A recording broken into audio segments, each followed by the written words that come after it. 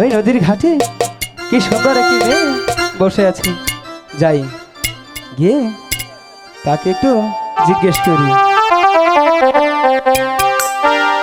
ইস, আপনি আমারে ছুঁয়ে দিলেন। হ্যাঁ, তাতে কি হয়েছে? আপনি কি জানেন না আমি যে মাইয়া মানুষ, আর মাইয়া মানুষের যে অনেক দোষ। তাই কি হয়েছে এমন? না হয় একটু শুয়েই দিয়েছি।